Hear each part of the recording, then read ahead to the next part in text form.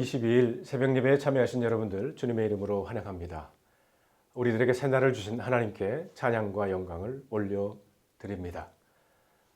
오늘 저희들에게 주시는 하나님의 말씀은 열왕기상 19장 15절로부터 18절에 있는 말씀을 제가 먼저 읽겠습니다.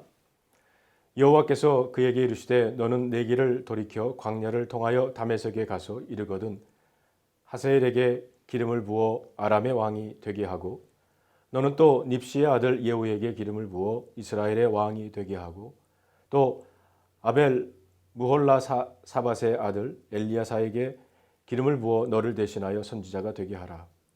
하사엘의 칼을 피하는 자를 예후가 죽일 것이요 예후의 칼을 피하는 자를 엘리사가 죽이리라. 그러나 내가 이스라엘 가운데 7,000명을 남기리니 다 바알에게 무릎을 꿇지 아니하고 다 바울에게 입맞추지 아니한 자니라.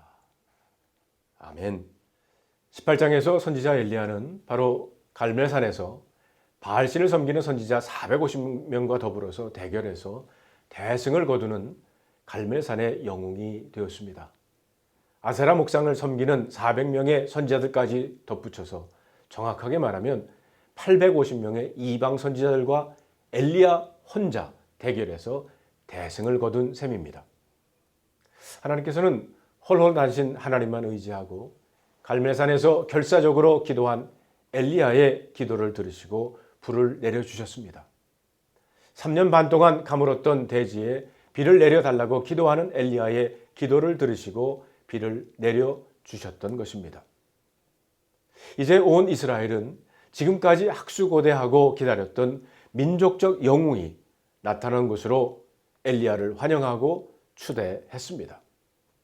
이렇게 갈멜산 승리의 경험을 맛본 후 바로 그 뒤에 오늘 본문인 19장에서 엘리야는 어떤 모습으로 나타나고 있습니까?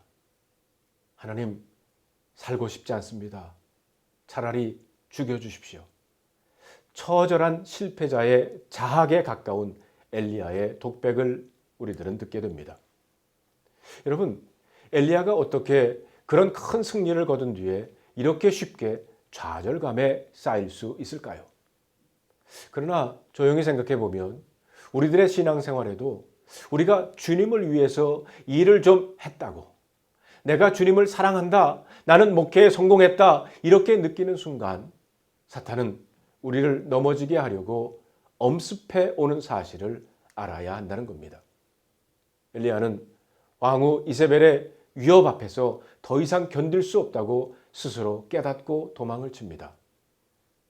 어제까지 하나님께서 기도를 들어주사 불로 응답하시고 비로 응답하여 주시던 하나님을 믿었던 그 엘리야에게 이스라엘의 왕후 이세벨이 내일 이맘때에 너를 죽이리라. 저 갈멜산 칼에 죽었던 저 바알의 선지자의 한 사람과 같이 너를 죽이리라. 너를 죽이지 않으면 내가 죽게 되리라. 이렇게 말합니다. 대국의 왕후가 목숨을 걸고 엘리야를 죽이겠다고 위협을 하니 이제 내가 더 살 수가 없구나. 생명의 위협을 느끼고 종을 데리고 부엘세바까지 도망을 갑니다.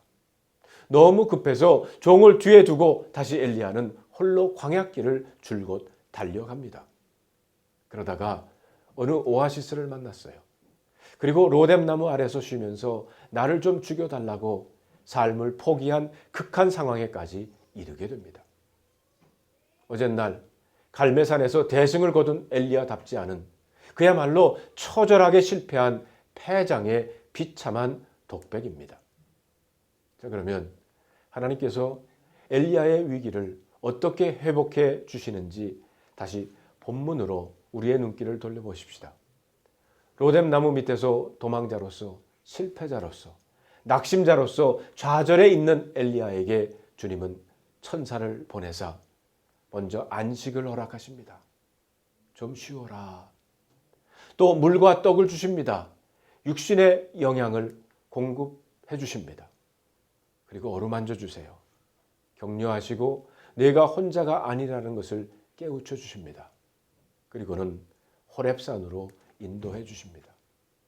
성도 여러분, 호렙산은 어떤 곳입니까? 하나님께서 모세를 찾아오신 산입니다. 이스라엘 백성을 선민으로 삼으신 산입니다. 그곳에서 하나님은 엘리야를 그 호렙산에서 만나 주신 겁니다. 지금 내가 목회에 실패하고, 지금 내가 병들어 신음하고 있고, 지금 내가 영적으로 지쳐 있을 때 주님은 우리를 찾아주시고 위로해 주신다는 것을 믿으시기를 바랍니다. 엘리야는 호렙산에서 주님이 어떻게 자기를 찾아와 주시는가 조용히 기다렸습니다. 그런데 놀랍게도 지진이 일어납니다. 바람이 붑니다.